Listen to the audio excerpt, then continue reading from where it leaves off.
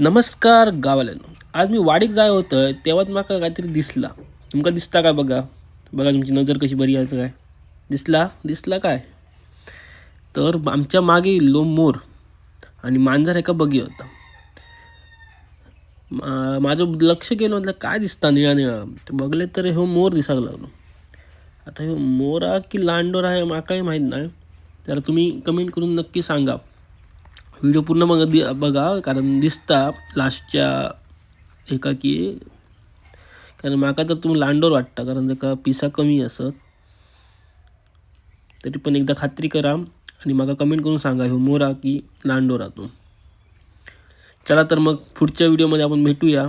तो म्हणते ही व्हिडिओ पूर्ण बघा आणि माका नक्की सांगा. Bye bye.